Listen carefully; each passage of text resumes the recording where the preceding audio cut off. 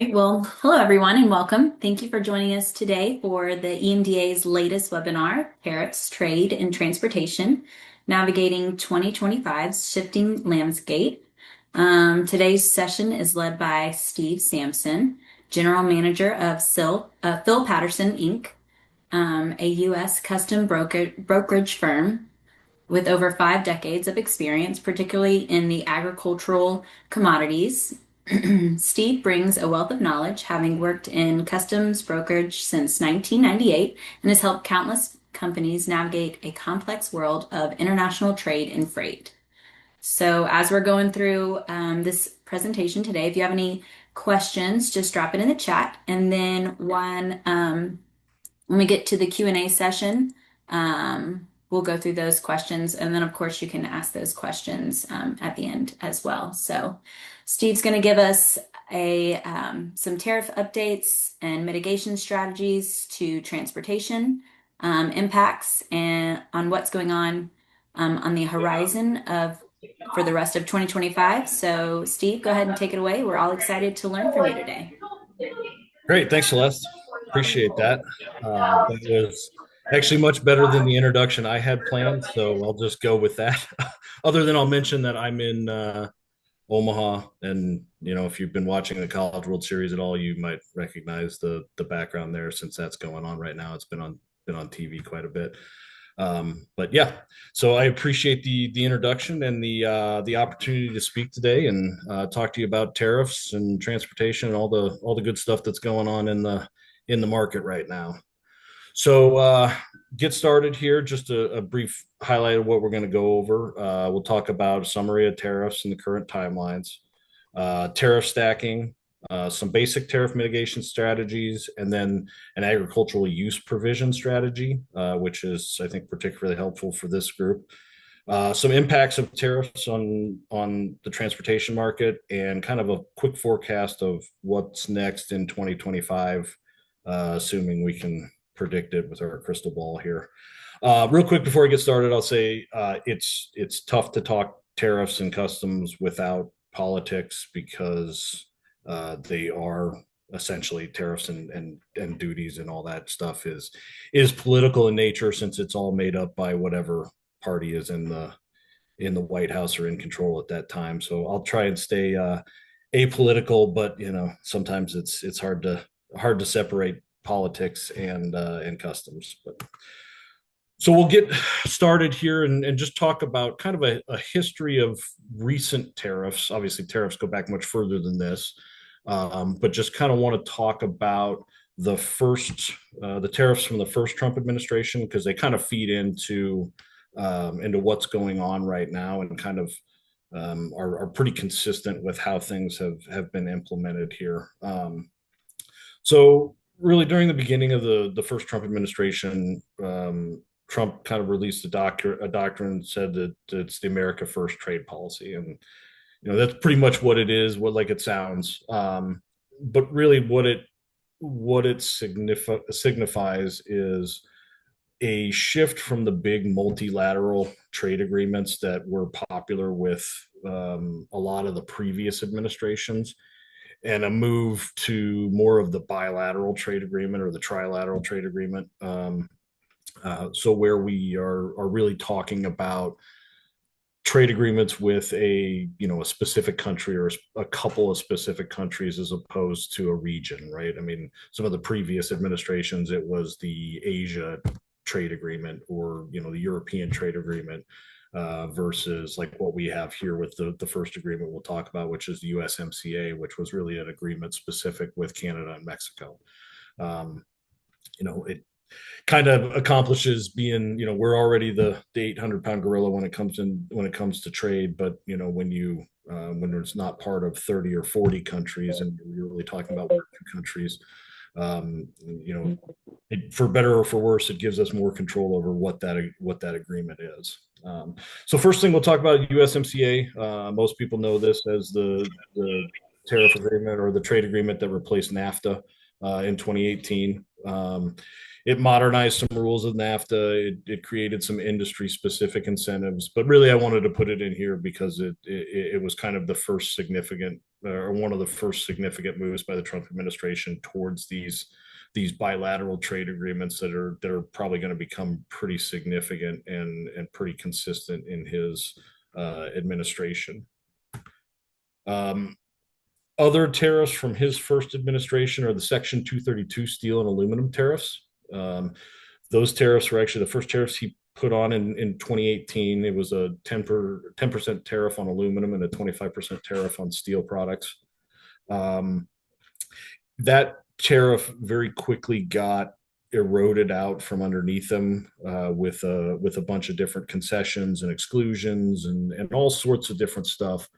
But it's important because it comes up again very quickly here in this second administration, and really he took a lot of kind of what he learned about um, exclusions and everything that happened within that, and really kind of cut out a lot of the loopholes to make it a much stronger tariff the second time around. We also had the Section 301 China tariffs. This was really kind of the first time that we really took target towards an individual country like that. Obviously China's China, and there's a lot of talk about protecting intellectual assets and forced technology transfers and all that kind of stuff. So this tariff it's actually a group of four waves of tariffs that ranged between 7.5% and 25%. That came into the market over the course of a couple of years. And there were a lot of exemptions at the time. If anybody remembers that, there was an ability to apply for an exemption. And a lot of those were granted. Those have slowly been closed off or ended or various versions of both. So now those 301 tariffs still exist, and they're actually pretty prevalent in the market, and a lot of those exemptions are gone now. So whatever they were originally intended to tariff, they're pretty much doing what they intended to do the first time around. So we'll jump 4 years down the line and talk about where we're at currently. I'm not going to spend a lot of time on kind of the twists and turns and the timelines of how we got to where we are currently. Everybody, I think, knows that there's been a lot of twists and turns, and there probably will continue to be a lot of twists and turns in this. But I just kind of want to focus on where we stand now, because I think it's a baseline of what you need to know kind of going forward to be able to follow those twists and turns as things happen in the future here. So these aren't necessarily in any order either. This is just the list of tariffs that are currently here or currently implemented. The first one is the IEEPA fentanyl tariffs, and IEEPA refers to the rule that the president has been using. It's basically emergency declaration that allows him to issue tariffs under the Emergency Act. And the first one is the fentanyl tariff, which is 25% on Canada and Mexico for most items.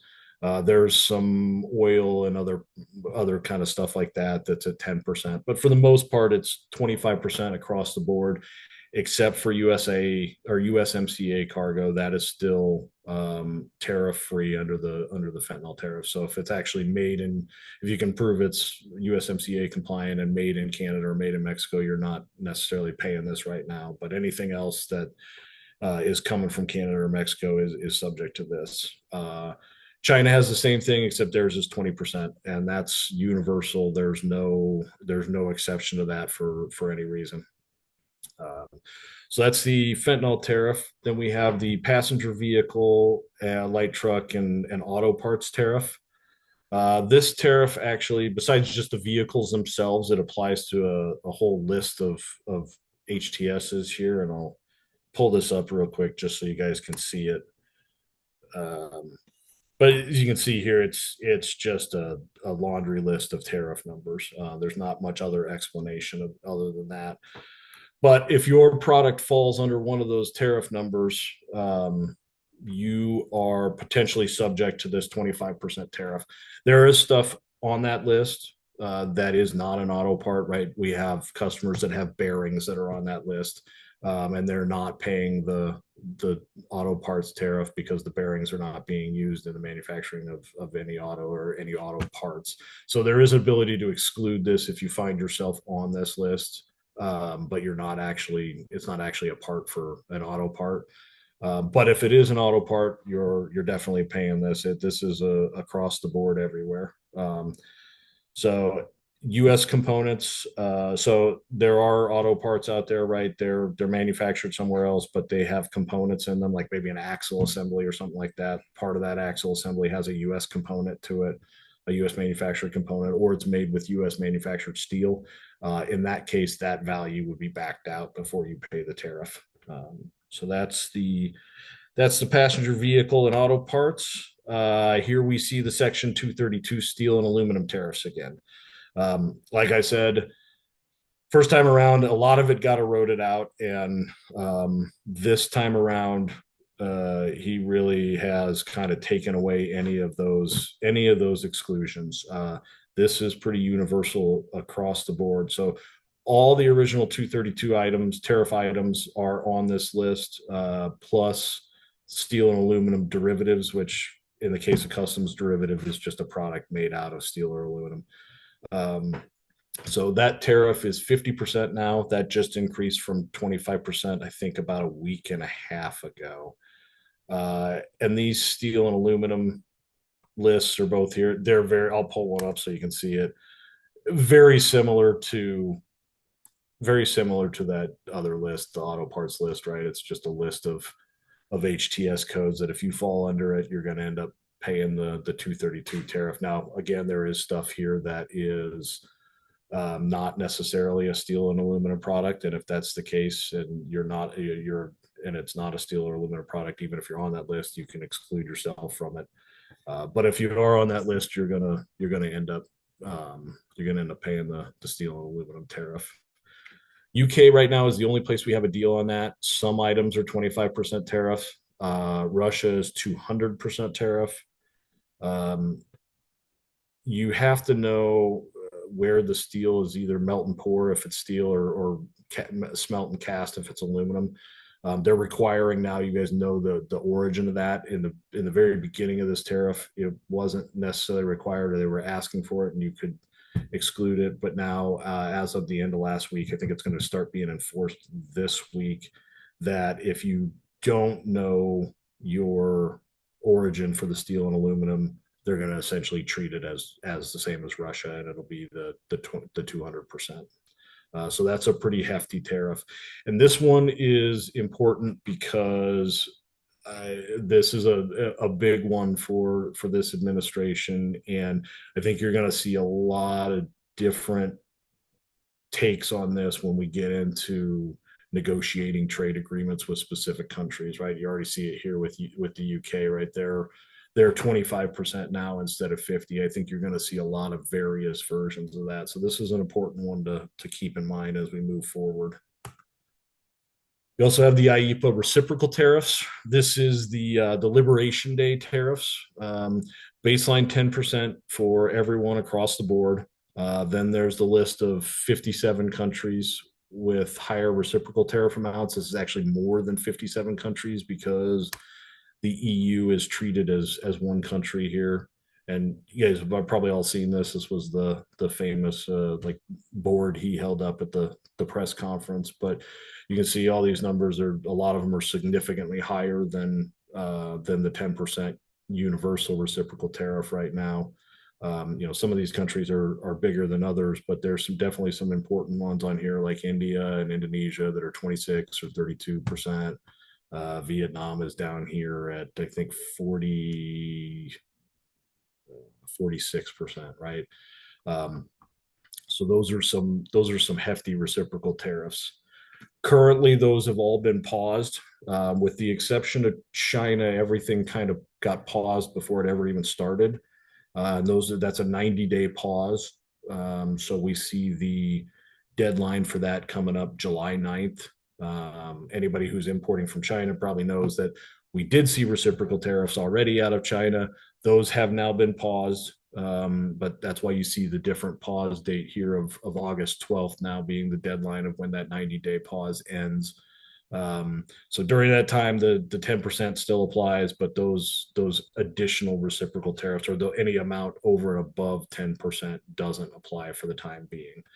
I'll mention too right now that it's unknown how customs is going to handle that date of July 9th and August 12th. Um, just because they're paused doesn't mean they know how that's going to come back, assuming the pause gets lifted and they go back to the higher reciprocal tariff levels. There's no guidance yet on, hey, if it's on the water July 9th, or if it's on the water before August 12th, you're safe, or it has to be entered before August 12th, or it has to be in transit. Nobody knows yet. Customs hasn't released how that's going to work. We'll have to keep an eye out for that as we get closer to those dates on how that's going to be handled. And then again, that's assuming that there isn't trade deals that are met or reciprocal tariffs aren't paused again. Last one we'll talk about is the de minimis rule. That's not technically a tariff, but it really is acting in a very similar way. The de minimis rule is essentially the ruling from customs that if you have a value of individual import that's less than $800 in value, you don't have to pay duty on it. And this was exploited by a lot of the e-commerce retailers, right? The guys like Temu and those guys. That's why you see these insanely cheap deals. They're able to package, some item manufactured in China and send it to you here under the $800 threshold, and you don't have to pay any duty on it. That has been eliminated. He essentially, the administration has really eliminated that. For a while, they stopped small package altogether. That's restarted now, but there's a stipulation of you have to pay like $57 on a small package. So really, they've eliminated that, which forces everything back through all the other formal entry processes, which means all the other tariffs apply, which is why it's really acting as a tariff if you were buying any small items from China. Real quick, talk about the legal status of these 2025 tariffs. The IEEPA tariffs, which is the fentanyl and the reciprocal tariffs, the Court of International Trade has ruled that those aren't legal. Basically, they said that fentanyl and trade deficits don't rise to the level of a national emergency. And if they don't rise to the level of a national emergency, then the president doesn't have the authority to use IEEPA to install tariffs. So that's kind of where that stands, except that was immediately appealed. And the Court of Appeals has issued a stay on that that says they're going to allow tariffs to be collected until the appeals process has been exhausted. So for the time being, it won't have any impact. This court case won't necessarily have any impact on what you're paying. Down the road, it could. That's probably not a quick process. We're probably talking a couple of years, if not more. I've had several customers reach out and say, hey, is there a possibility that refunds could be issued? There's no guarantee of that. And obviously, we're going to wait until all the legal proceedings happen. But if the court does rule that these are illegal, it could be a possibility that refunds are issued some point down the line. And if that's the case, it'd be on, like I said, on the fentanyl and reciprocal, and you'd get your money back plus interest. But the court could also rule that they're just going to do that going forward also too. So really, we're a long way away from anybody getting any refunds. And if your CFO or one of those guys is asking, hey, can we count on that money? I would say no. I would definitely not count that cash. The other thing I'll mention too about that is that Congress still has the authority to put tariffs on anything they want to. So if it appears that this is trending towards a losing case for the administration, Congress could come in and actually just put similar tariffs on under their authority. And if that's the case, those would apply because Congress does actually have the authority to issue tariffs. So there's a lot going on here. We will keep an eye on it, but mainly the thing to know about this is that I wouldn't necessarily count on any refunds being issued at any time in the near future. So real quickly before we get into mitigation strategy, I want to talk about tariff stacking. Tariff stacking is when multiple tariffs apply to a single item. I have an example here of just a men's golf shirt, right? You have the 25% 301 China tariffs plus the 20% fentanyl tariffs plus the 10% reciprocal tariff. That's going to get you to your baseline 55% tariff obligation. That's the way those tariffs stack. Now, if you put steel and aluminum in here, it would change it. But this has been an issue that's really been confusing, even for customs, right? Customs didn't know how to apply this. At first, they were stacking auto on top of 232 or 232 on top of reciprocal. It actually took a recent executive order to clarify how this should be handled. So I just wanted to run through it quick because it's important to make sure you're paying the right amount, and when you're reviewing your 7501s on your import shipments, you're paying the right tariffs on the right things. So the quick version of this is auto parts come first. If you're on the auto part list and you don't pay the 232 tariffs. If you're not on the auto parts list, then you got to go to the 232 tariffs. Right? If you're on the 232 tariffs, if it's made out of steel or aluminum, you're not going to pay reciprocal tariffs. If it's not an auto part or it's not on the 232 list, then your original 301 tariffs are going to apply out of China. Or if it's not China, it'll be just whatever the fentanyl tariff, if that applies, along with the reciprocal tariff, because the reciprocal tariff stacks as long as no 232 or auto tariffs apply. Fentanyl, like I said earlier, doesn't apply if it's USMCA cargo. And one thing that kind of gets lost in all this a lot of times is that when we talk about tariffs are specific to the countries that we're talking about. The duty rate itself still applies, and that duty rate applies to the product.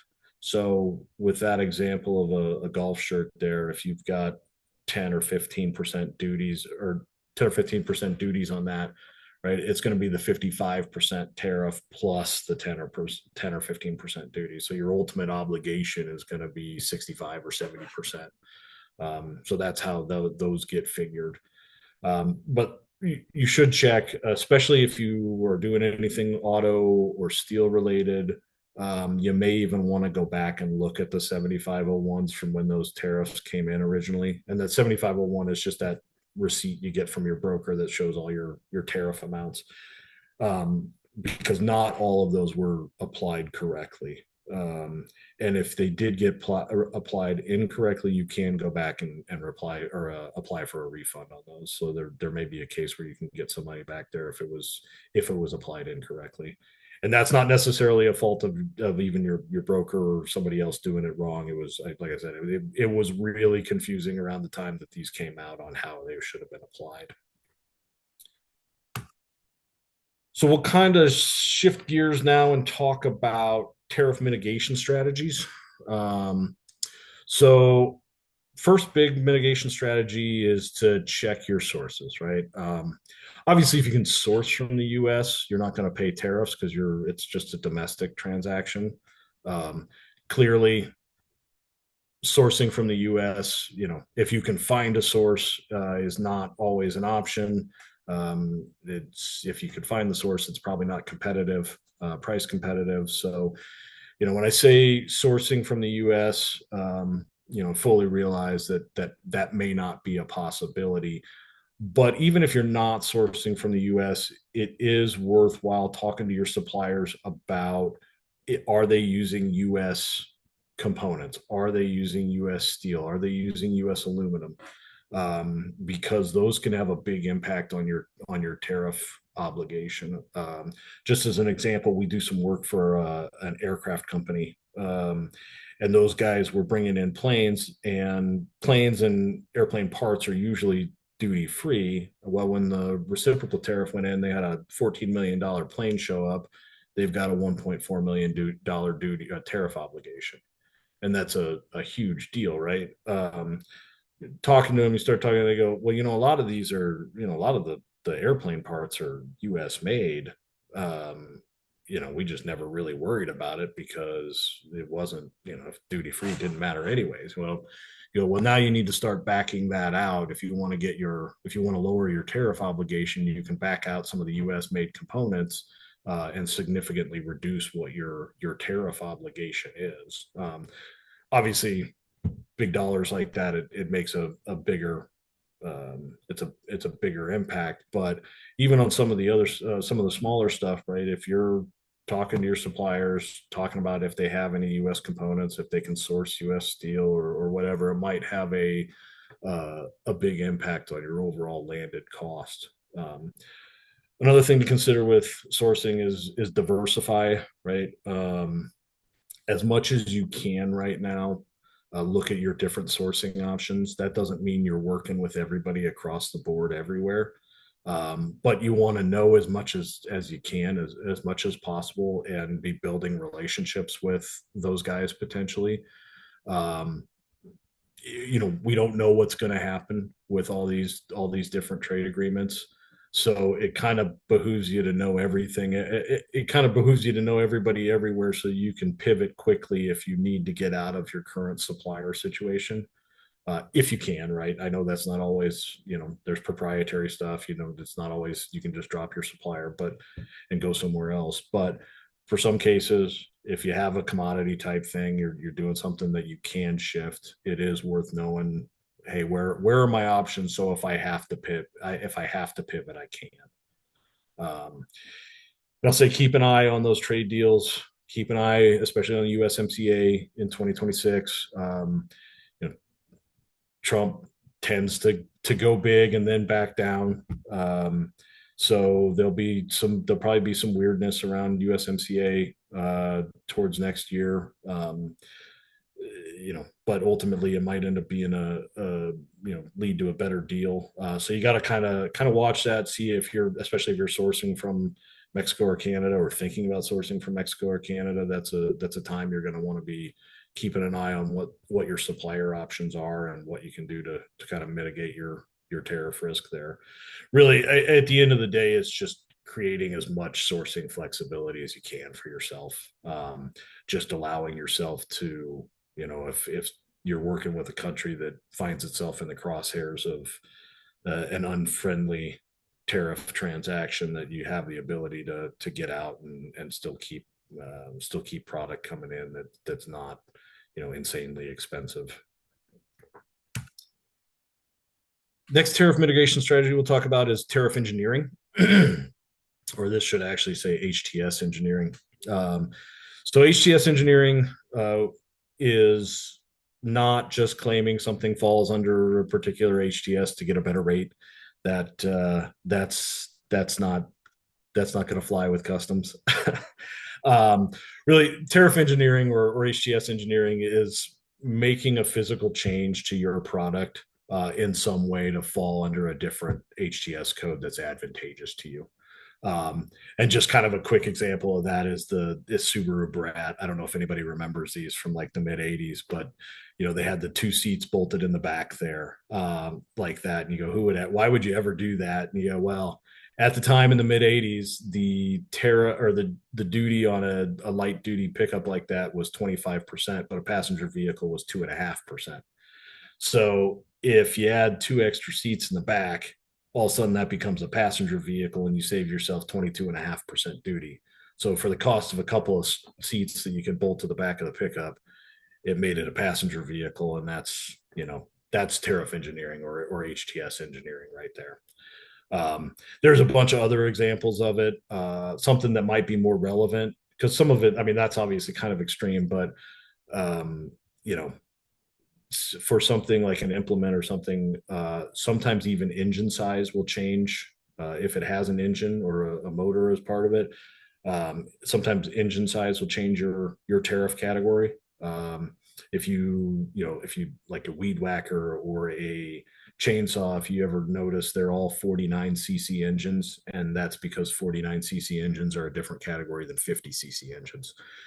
So sometimes there's simpler stuff like that that you might be able to bolt on something different or change an engine size or change something there that or a weight or something like that that could put you in a different category. You're usually to accomplish this, you're usually working with a customs broker or a customs attorney, right? You're looking at the HTS codes and seeing what's close to what you're currently using to see if there is anything that has any advantage, and then you're working with suppliers and engineers to see if the necessary changes to get it to that category are feasible, right? Can you still have a viable product once you do that? Um, but then you also want to get a binding ruling with that. And if anybody doesn't know what a binding ruling is, you can send off to customs. Customs will come back at 30 days with a ruling that says, hey, we've reviewed this product. It is going to be this classification and it's going to have this duty rate. And that's important, especially if you're dealing with something that might be a little gray. Because customs inspectors are like anybody else. The guy in New York might think it's different than the guy in LA, and he might disagree. They might disagree with you. Well, if you have that binding ruling, you basically submit it with your entry, and you know what you're going to get, right? The guy in New York or LA can't argue otherwise. So that just makes sure if you're going to go down this road, that makes sure that you get the tariff treatment or the duty treatment that you're looking for. Storing product in a bonded warehouse. This is not wouldn't be my recommended strategy because it's less of a strategy and more of a gamble. But as things kind of come and go, especially like you saw how quickly some of the China tariffs escalated. It's worth knowing because it's something you may have to know as a strategy to try and buy yourself some time. So basically, a bonded warehouse is a warehouse that's approved by customs that you can enter cargo in under what's called a warehouse entry, and it allows it to be stored in that warehouse under customs approval for up to 5 years without paying duty. Once the duty rates change or some other advantageous thing happens, then you can pull the cargo out of that warehouse and do what's called a consumption entry, which that's your normal entry, and you're going to pay the duty and tariff under whatever prevailing duty and tariff scheme are at that time. So when China just exploded from 30% to 145% tariffs, we saw a lot of people looking at this, right? They had cargo in transit. You couldn't afford to pay 145% duty, but they didn't want to send it back. They wanted the product, rightly so. They had an idea that there might be a pause or some sort of trade deal. So people were looking at this. Can we put it in a bonded warehouse for a month and let it sit there and cross our fingers and hope a deal gets done so we can pull it out later at a lower rate? Now, obviously, that got paused and a lot of that demand went away. But as we get closer to those deadlines, it might come up again. So it's worth knowing that is an option. Obviously, you have to weigh the cost, the carrying cost of possible savings against storage charges, because those warehouses are not free. You're gonna have to pay for the storage, and you're gonna have to pay extra entry fees. But especially with high value product, if you're gonna face a significant duty bill or a significant tariff bill that you think is not going to be there in 30 days, this is something that you can use as a short-term strategy to kind of help yourself out. It also, some people have been using it as a way to get ahead of the market too, right? If they think a deal is coming and they want to be first to market, they're bringing product in, storing it in a bonded warehouse, hoping that within the next 30 days, the tariff regulations change and they can push product out the door right away before everybody else has product here. Gamble, but depending on how it works out, that it might pay off. So the one that's big, especially for this group, is the agricultural use provision. What is the agricultural use provision? It is a provision under Chapter 98 of the HTS code that provides duty-free or reduced duty for certain imports used directly in agricultural production. And you notice a highlight duty there because this it has to do with duty, not necessarily tariffs, although it does have tariff implications. We'll talk about that in a second. So really it's duty free. So if your duty's 2 or 3%, the tariff mitigation might only save you 2 or 3%. But it is something that you should look at because it does have tariff implications. Or even if your product is duty free and you've never bothered to look at it, it might be something you want to look at because it does have tariff implications. So how do you know if you qualify? If you're importing machinery, equipment, implements, even parts of those, if they're being used in crop production, livestock production, horticulture, agriculture, you're probably have a case here. It has to be used in the actual production, not necessarily like post production. So if it's agricultural processing machinery for after the fact, after harvest, a lot of that doesn't apply. But if it's the obvious stuff, a lot of that does. Any machinery, tractors, anything like that. You probably have a case that it applies. There is a clause in this too that even stuff that wouldn't necessarily apply could apply if you can show that the end use is actually agricultural. So if you have something that you're like, well, this isn't really an ag machine, but I'm using it for an actual agricultural purpose, there is potentially an argument to be made even there that you can, on an individual basis, take advantage of this provision. So if you think anything applies to this, the first thing you should do is go read this agricultural use provision informed compliance document from customs. I had trouble with this link earlier, so it may not work. No, but it pulled up this time. So I just pull it up so you can see it. This is available on customs website. It is about 30 pages of pretty dry reading. I'm not going to lie to you about that. It's pretty dry. But there are a lot of good examples in here about what might make something apply, what doesn't, what takes something out of being able to use that provision. There's a lot of examples in here, even specific examples about gearboxes for certain machinery or irrigation equipment.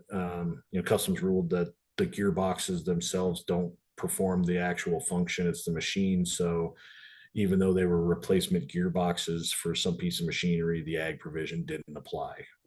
They had another one about plastic sheeting and hog confinement units as a blank plastic sheet that they had to cut. It didn't apply, but when they had it pre-cut, it did apply. So anyways, everybody has specific circumstances here. It's dry reading, but you're really going to have to dig in here and look at this and see, does it apply to you, or could it potentially apply to you? And you think if it does potentially apply to you, that's when you contact your customs broker or customs attorney, get a second opinion, because there is some stuff that'll trip you up in here. And obviously, if you claim Chapter 98 or this ag use provision and it doesn't apply, they'll come after you for penalties and back due duties. So it's one of those things you don't want to get wrong, but if you can take advantage of it, it'll definitely help, because I told you it applies to duty, but the way the current tariffs are written, and this could change later, but the way they're currently written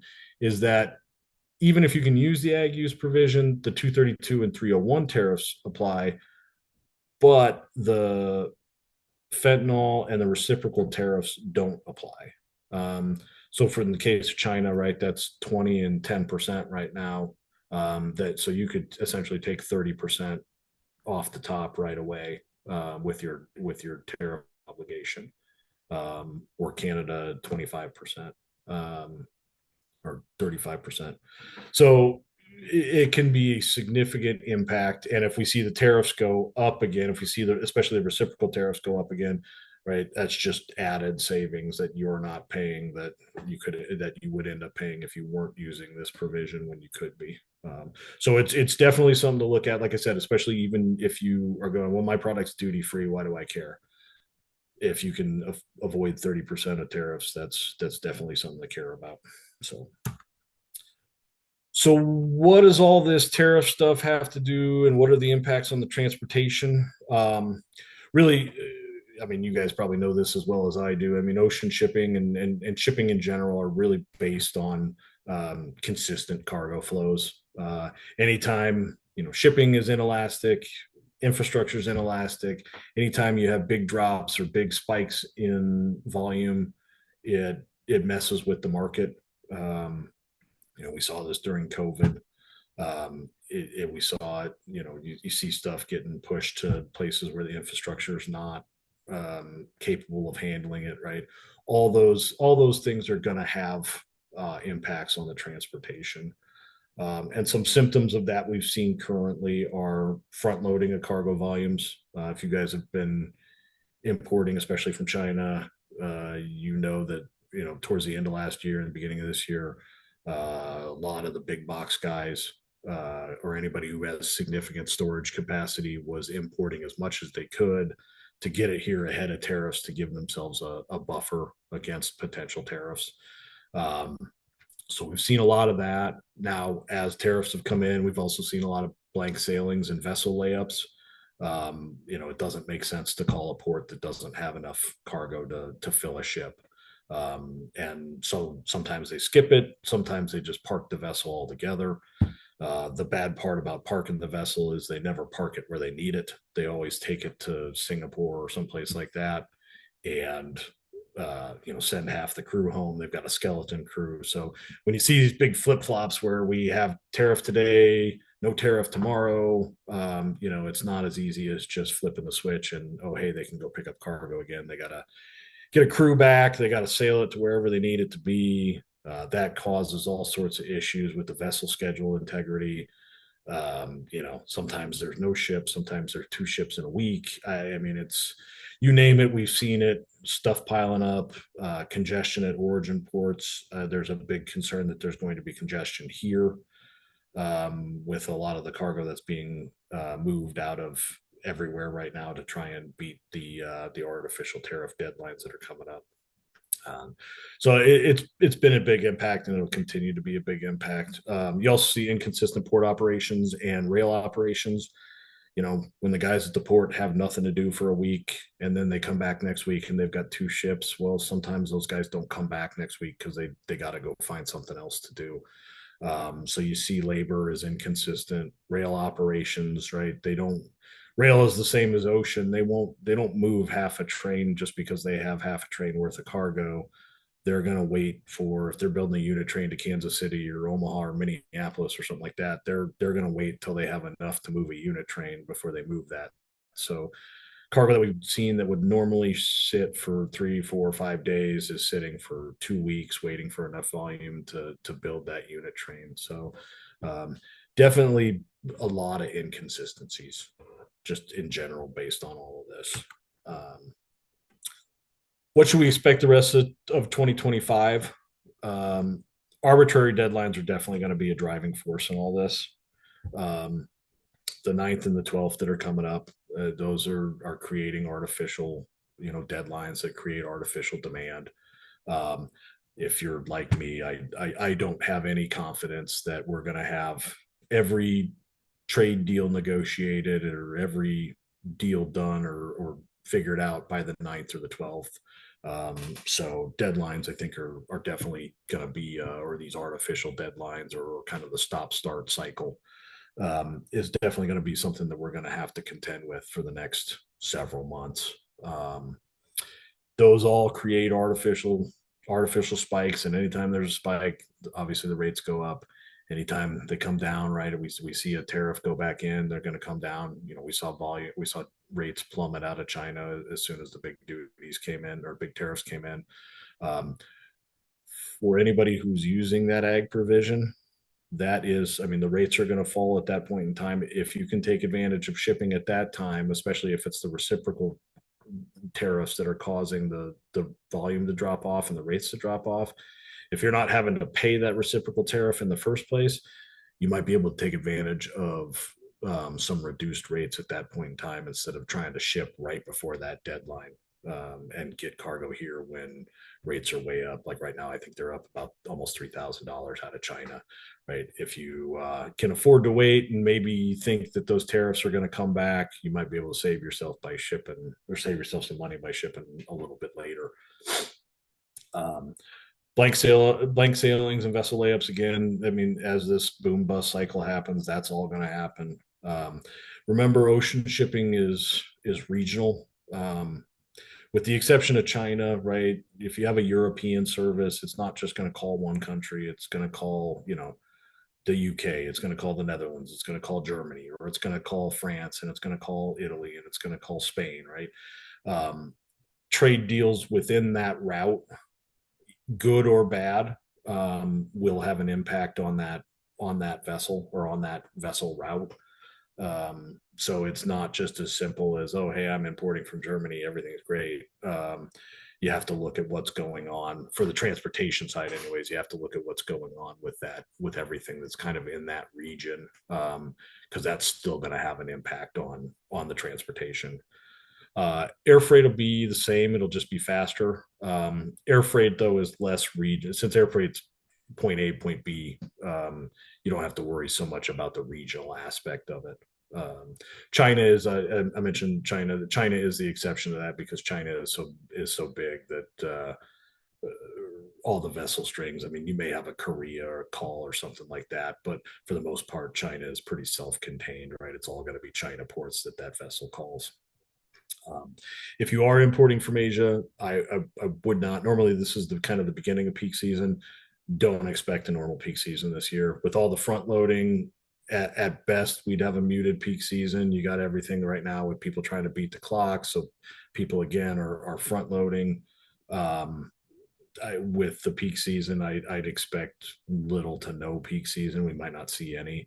If anything, we might see a small backloaded peak season. So maybe like October or something, you're going to see the big box guys trying to get some last minute stuff of, items that sold better than they expected that they need replacement stock for or something like that. But it's definitely not going to be a typical year with your kind of heavy, July, August, September import season from Asia. The thing that'll fix all this or make it all go away is trade deals or just consistent tariffs, right? If we get to the point where there's 10% tariffs across the board, everybody can plan on that and know how to deal with it, right? That's going to stabilize the market for sure. Or a bunch of trade deals will stabilize the market. But until you really see that happen, I don't see that any of this is gonna really change. And real quick, just a couple other market forces, because I know we're running out of time here. There are some other things in the market that are not tariff related that are still impacting the rest of the year. Red Sea still has issues. Rerouting of cargo around Africa, that's soaking up about 17 to 18% of the global fleet. So if you see any sort of resolution there, that's going to dump a bunch of capacity back onto the market, which would definitely put downward pressure onto the rates. But if nothing changes there, you'll likely see that actually brings some artificial support to the market because it's soaking up capacity that otherwise would probably be parked. Conflict between India and Pakistan. They're fighting over some disputed land. That's caused India to put restrictions on any Pakistani flag vessel or any vessel that calls Pakistan before calling India. They've basically said you can't do that. Pakistan followed suit. So a lot of the India-Pakistan service, a lot of those were combined. You either have Pakistan on the tail end of a India swing or on the beginning of an India swing. Most of the steamship lines, because India is the bigger market there, have just cut Pakistan out of it. So your India loops don't have a lot of impact, but your Pakistan loop now is being served by feeder vessels and really having to transship over Sri Lanka or somewhere in the Middle East. not a huge market or not a huge impact, but if you are importing from Pakistan, that's likely gonna you're likely gonna see especially extended transportation times or transit times. The conflict between Iran and Israel, if it stays between Iran and Israel, it probably won't be any big issue.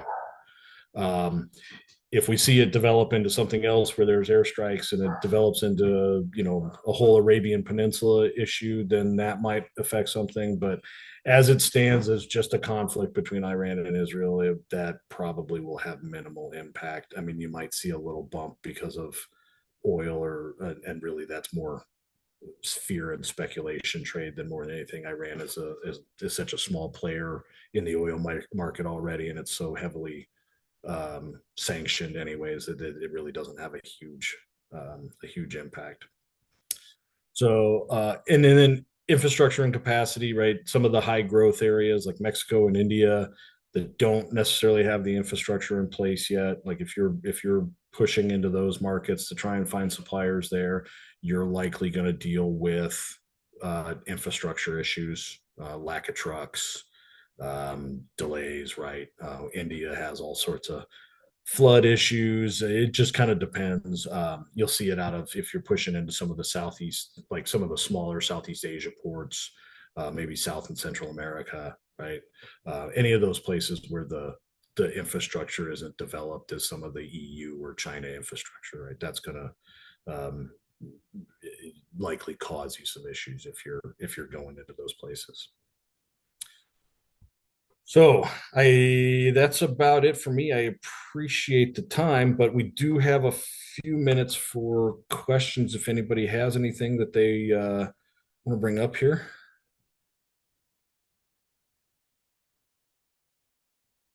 There was no questions in the chat, so I didn't know if anybody um, on the webinar had any questions that they wanted to just personally ask. I do if it's okay if I just speak. Absolutely. Sure thing. So we, and this might really help a lot of people too. So we are a importer. Our main operations is out of Sweden. We have a US based operations. We are all ag, 100%.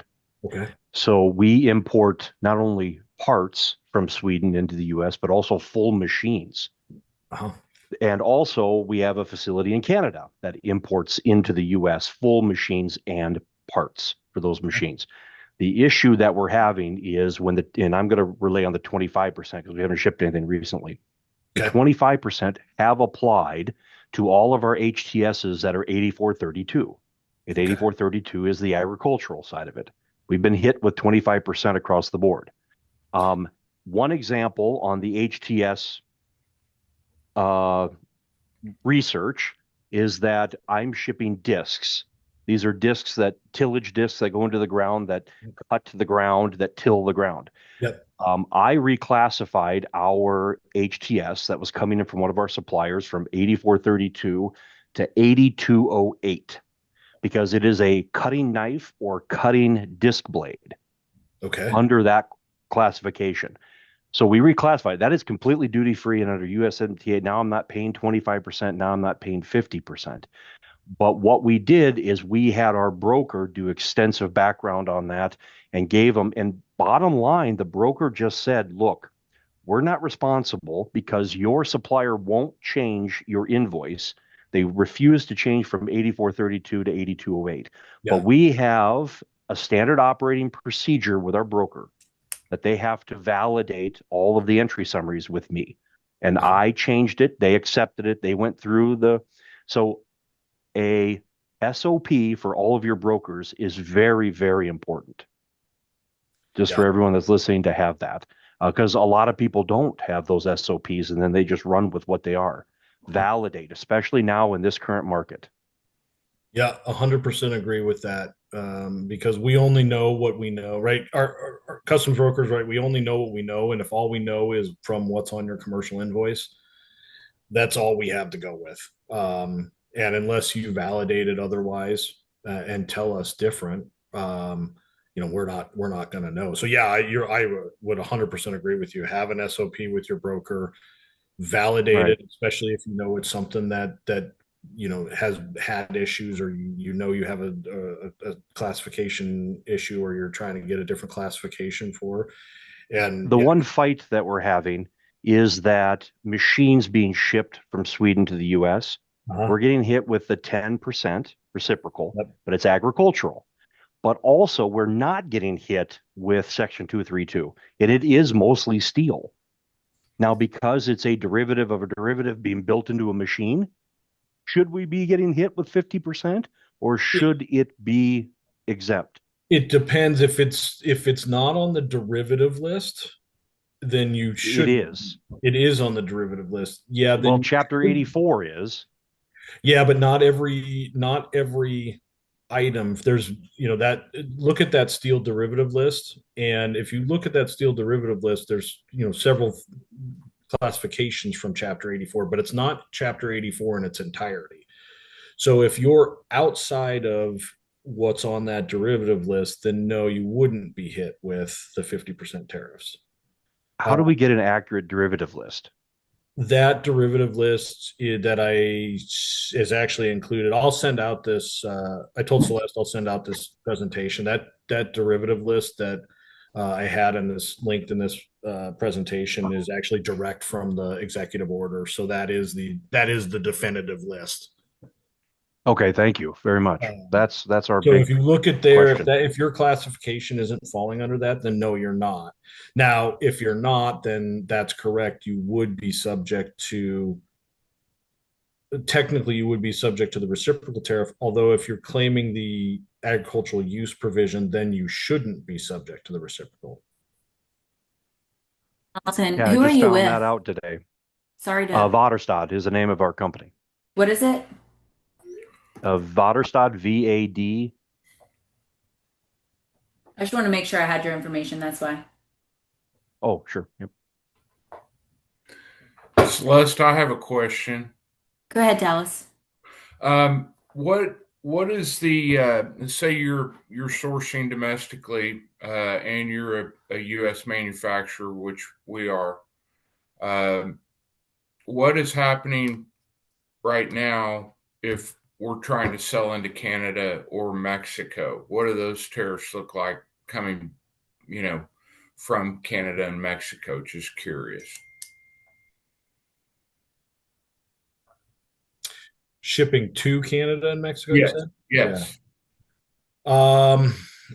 I don't know off the top of my head Canada and Mexico tariffs. I know Canada had a reciprocal tariff against us too. I think it was 25 to 30%, but I'm not. I don't know off the top of my head what that is. I'd have to research it since we don't clear in since we're only a U.S. company. Understood.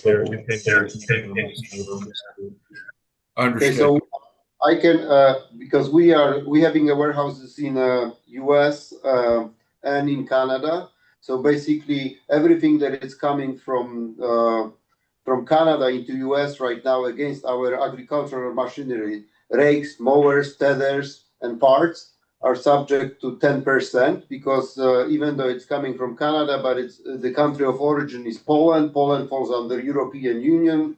So basically, it's a European Union coming in move anything that is moved from warehouse in Canada into United States, it's 10%, and then our HST codes coming in from US into Canada, there is no tariffs on that thing because it's the Canada has the agricultural exemption. So on at least on our, you would have to check with Canadian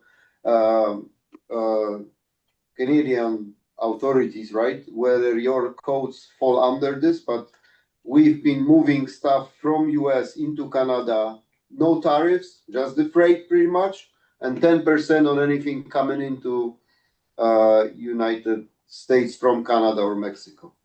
Okay, thank you. But you have to check on the exporting from, and again, it counts the country of origin, right? Pretty much against those tariffs. So it doesn't really matter where is it coming from on the final leg of the destination, if it's just a move. But if the country of origin is European Union, for example, then there is a 10% on that stuff, even though it's been already sitting in our warehouse in Canada from last year or anything like that. It's still the time of the entry into US, since this wasn't a bonded warehouse.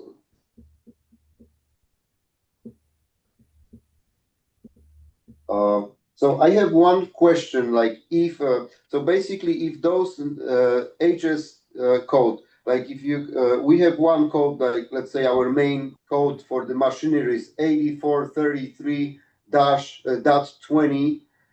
If that's not on the derivative list for steel tariffs, then at this point right now we are looking into 10%, unless it changes back to famous chart, and we're gonna be hit with 20% since it's a European Union product, right? Correct. We don't need to worry about that steel tariff on our product, even though that machine is 90% made out of steel, right? Yeah, and unless it's on the derivative list, you don't. Unless it's okay. Thank you. Right. I think we're going to go ahead and wrap it up. I'm going to make sure that everybody has your information, Steve. I want everybody to know that Phil Patterson is a gold member with the EMDA, and you can find their information through the portal. Of course, you can also reach out to me as well. Steve will either send out the slide deck, or I will, so that you can have all this information, as well as as well as his email if you have any further questions. But thank you, Steve, for sharing such valuable insights and practical strategies with us today, as we all navigate these shifting trade policies and understanding how tariffs affect sourcing, pricing, and transportation is definitely critical in staying ahead of our industry today. So we appreciate your expertise and your time. So, Yeah, what'd you say? I said, yeah, absolutely. I appreciate everybody listening and let me talk. So Yeah. So, I guess for everybody, be on the lookout for our next informative webinar. It's definitely going to be in July next month. And thank you so much for being engaged. And everybody, I guess, have a wonderful day. thanks, everybody.